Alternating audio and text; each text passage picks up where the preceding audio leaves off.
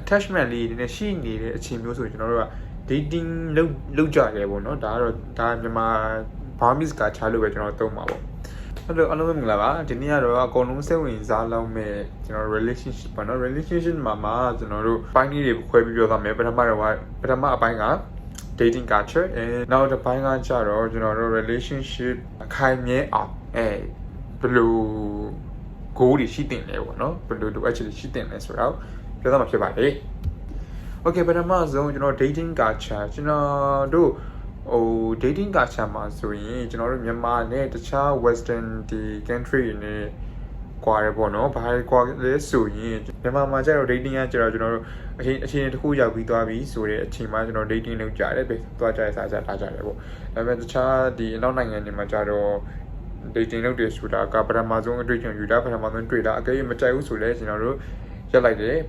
ဘာအညို့အတေးရန်စားမှမရှိဘူးကိုမကြိုက်ဘူးတရားဝက်ပါမကြိုက်ဘူးဝင်ပြောပြလိုက်တယ်ပေါ့နော်ဒါကတော့ dating culture difference ဖြစ်ပါတယ်ခင်ဗျာနောက်တစ်ခုကကျတော့ကျွန်တော်ဒီ relationship ပေါ့နော် relationship မှာတော့အများကြီးရှိတယ်မိဘတငယ်ချင်းသမီးစားပေါ့နော်ဒီမှာကျွန်တော်အားလုံးစိတ်ဝင်စားတယ်သမီးစားကြောင့်ပြောမယ်ပေါ့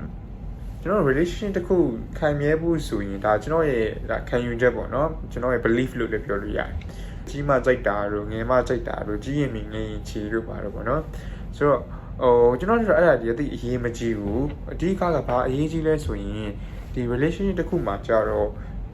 တယောက်တည်း smart ဖြစ်နေလို့မရဘူးဆိုတော့နှစ်ယောက်လုံးတို့ smart ဖြစ်နေမှရမယ်တချို့သူတွေကျတော့အသက်ကြီးသူလိုချင်တယ်ဘာဖြစ်လဲဆိုတော့ leading လုပ်တာခံချင်လို့အသက်ငယ်သူလိုချင်တယ်ကိုယ်က leading လုပ်ချင်လို့ရှိရပါတော့ဒါပေမဲ့ကျွန်တော်တို့ကတော့နှစ်ယောက်လုံးအသက်ကြီးငယ်ဖြစ်ပြီးအသက်ကြီးရင်လည်းကြီးသည့်အလျောက်တီးကြတဲ့လမ်းပေါ်ရှိနေရမယ်ပြီးွားရင်ကိုယ့်ရဲ့ partner ကိုလည်းသူကဒီ guideline ပေးနိုင်ရမယ်အဲ့လိုပဲကိုကအသက်ငယ်သူဖြစ်ရင်လည်းဒီ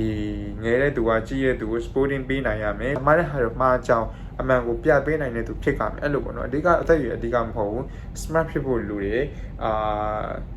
ကျောင်းနဲ့ကျောင်း educated ပေါ့နော်ကျွန်တော်တို့ educated ပေါ့ educated ဆိုတော့10တန်းအောင်တာလို့ဘာလို့ပြောချင်တာမဟုတ်ဘူးဒီမှာကအသိပညာလို့ dan to level 2တဲ့သူမျိုးဖြစ်ရင်ဒီ relationship တစ်ခုကတိစောက်ရတာပို့ပြီးတော့ခိုင်မှာပဲပေါ့နော်ကျွန်တော်ဒီဘဝမှာပေါ့နော်အခု22နှစ်မှာကျွန်တော်အတိလေးရပဲဆိုတော့ကျွန်တော်အသက်အရွယ်လောက်ပဲအဲ့လို brother ပေါ့နော် brother နဲ့သူ့ရဲ့ကောင်မလေးရှိတယ်သူတို့ကိုကြည့်ရတယ်ကျွန်တော်လည်းအခု Facebook မှာ friend ဖြစ်တယ်သူတို့ကိုကြည့်ရအရင် peaceful ဖြစ်တယ်ကောင်မလေးကလည်းတအား bright ဖြစ်တယ်ကောင်လေးကလည်းတအား smart ဖြစ်တယ်ဆိုတော့အဲ့နှစ်ယောက်ပေါင်းထားတယ်သူတို့ဆိုရင်ပုံမှန်တွေ့နေကြအတွင်းနဲ့မတူ